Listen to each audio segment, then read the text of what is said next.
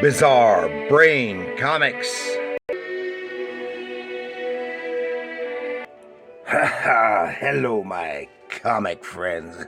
This is Magnus of the Feral Horde here for Bizarre Brain Comics, where I tell tales of daring do, slashing swords, beautiful, lovely damsels in distress,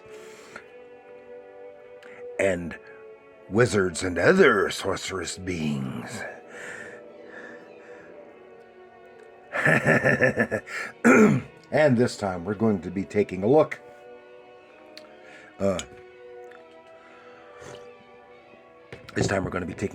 at this issue tops Hercules, the legendary journeys, issue number 5.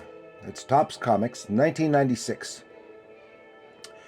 It's issue 5 of a 5-part miniseries and the third part of a 3-part story. And this has guest starring Xena, Warrior Princess. This was written by Roy Thomas with pencils by Jeff Butler. Did a great job. Inks by Steve Montano, who also did an excellent job. Cover. I said it wrong.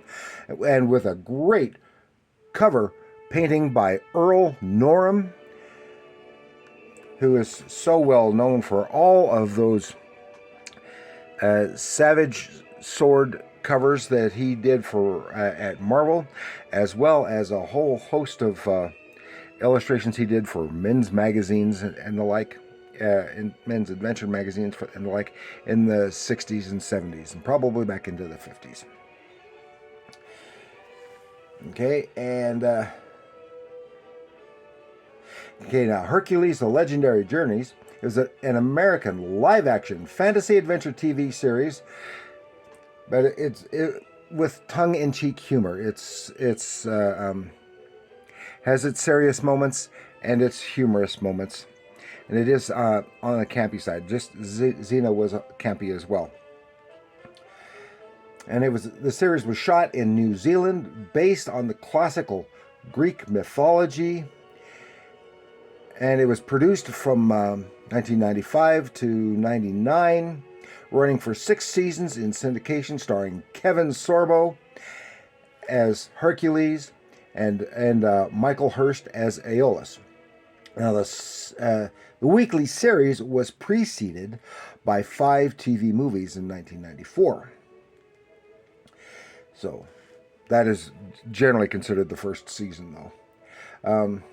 In comics, there was a series. Well, there was a series of original novels based on the show. It was original novels, and with that popularity, there was another series of Hercules novels by another author, and it was more closely tied to the Greek myths, but it had no association with this version of Hercules. In 1996, Topps published a 5-issue miniseries and a trading card set, and they later also did a Xena series. Now, our penciler, as I said, was Jeff Butler. He was born in 1958 in Wisconsin. He's an illustrator and comic artist.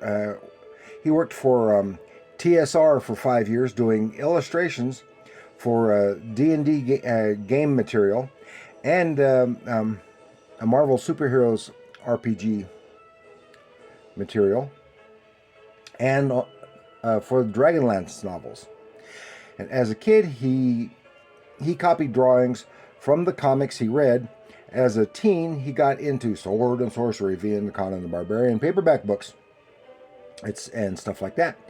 And he studied at the University of Wisconsin in Madison and the Madison Area Technical College. And got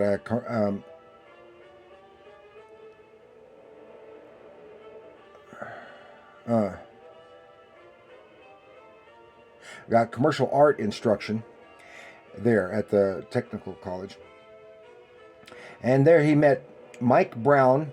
No, he met Mike Barron. He may not have been there, but he eventually met Mike Barron and Steve Rude, and they collaborated with Barron on The Badger. That was a comic book. And I never cared for The Badger myself.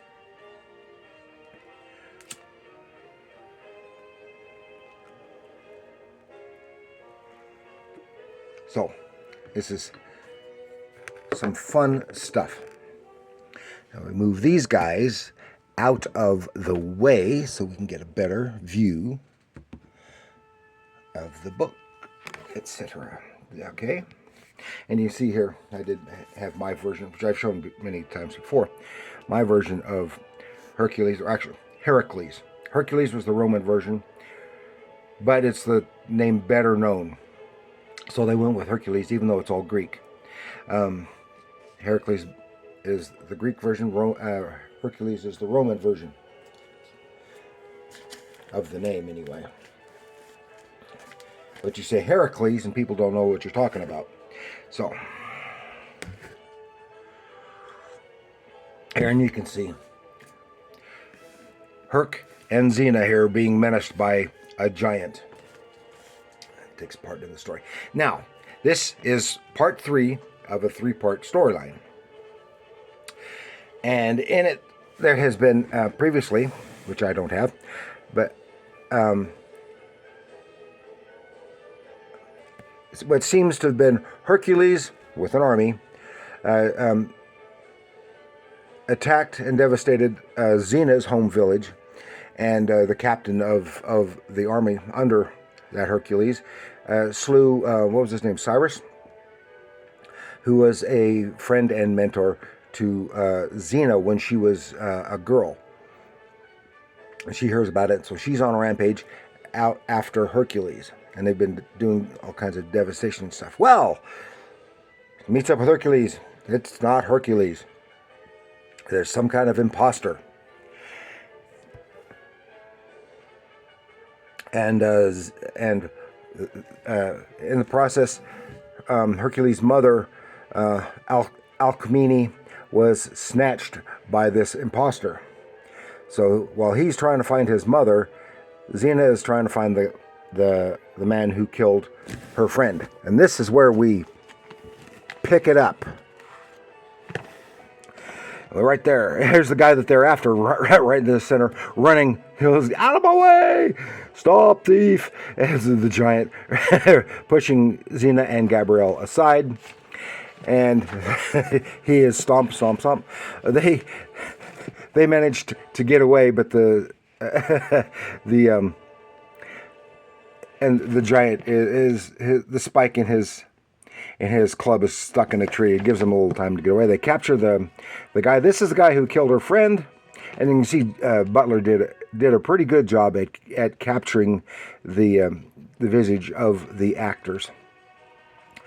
And so they take off, but then we switch scenes to Hercules, and there is the imposter who has changed shape into as on Mount Parnassus, turned into a fire-breathing chimera, and has Hercules pinned down. While he's taking a gulp of air, he gets a swack, and then tosses a boulder down his gullet. Go look, then poof, he kind of disappears. Here we see, and this chubby fellow comes out and said, "Who are you?" And he said, turns out he is the brother of this shape changer, and he is an alchemist. And here we see Alcmene. This guy had been hiding from his brother, but he found out where he was and brought Alcmene here to keep her. And he was supposed, and as an alchemist, his brother had, here we're going to forget the backstory. They were twins, but about the same time that he was conceived, and his name is, I've forgotten his name. I'll just call him the alchemist. And the shape changer, we're twin brothers, but they're fraternal. But about the time he was conceived, his mother had an affair with a god or a demon, he didn't know which, and his brother was conceived. He was purple, and he had little black stripes on his head. And as they grew up, he discovered that he had the capability of changing his appearance, getting himself and other people in trouble. He became an alchemist, and then he was being forced by his brother to come up with a concoction that would allow him to not only take on the shape of other people, be able to take on their abilities, and also transform himself into other things, which is how he became the Chimera, and which he did. And so he said I made the concoction, but I made one little change in the potion, that so he'll be able to spot him when he's changed. Those 3 stripes on his head, yeah, he's going to still have those when he changes. Well, it's a little different than that, but anyway. Then they are interrupted by Xena, Gabrielle, and their prisoner. Says, "Run!" Because Otis the giant is right hot on their tail. Uh-oh. He's taken on giants before.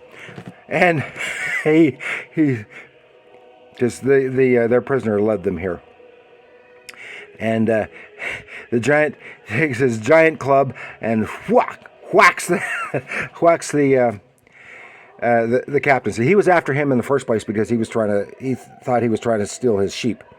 So just swacks him good, smashes him up against the stones, the rock face with that club. Well, that's and that's pretty relatively gory for the show. Then he's after them, after Xena and Hercules, and they work together, outsmart him, take him down, and he happens to fall right on a jagged edge of rock, or jagged point of rock, and is impaled.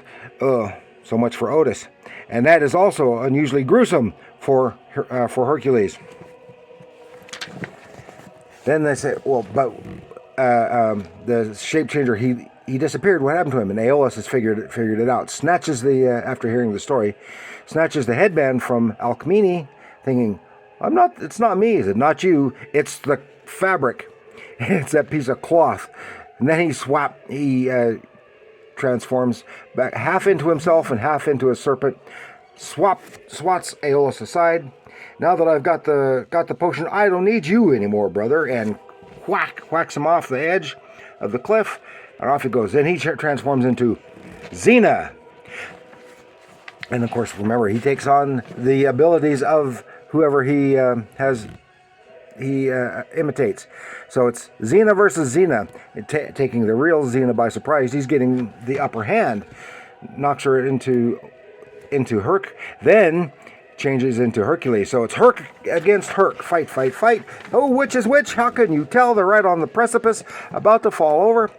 And Gabrielle discovers a little phial of potions. Oh, this is the rest of the potion that he needs for the permanency of his transformations. And they're right on the edge, about to go over, about to collapse. Xena takes the potion, tosses it in the air. The fake Hercules takes a leap for it. When he comes back down, the edge collapses, and over he goes. And Hercules is hanging on by just his fingernails. Xena pulls him back up, and then there's the alchemist is Zosimus was his name. Oh, I've been hanging on. I can't hang on much longer. So they help him up, and so everyone is safe. And the shape shifter has fallen to his death, or so it appears, because they say bye, thanks for all the help. But we see the 3 stripes. So he still has the 3 stripes, but they don't have to be on his head. So the real alchemist did die, and the shapeshifter transformed himself into his brother. But that leaves it open for a sequel to the storyline. Ha ha! And Xena and Hercules and company, they're off, saved Alcmene, and everything seems to be okay for now. Ha ha! Well, that was fun. Even though I don't have the other issues, I have some other Hercules and Xena stuff somewhere. I'll have to dig some of those out. But that's all I've got for this time with Hercules, the Legendary Journeys. Ha ha! I want to thank you all for joining me. Please like, share, and subscribe. And do leave your comments down below. Did you read some of the Hercules novels? Did you read any of the Hercules and or Xena comic books? And what did you think of the TV shows of Hercules and Xena way back when? Let me know in the comments below. And remember, comics are art.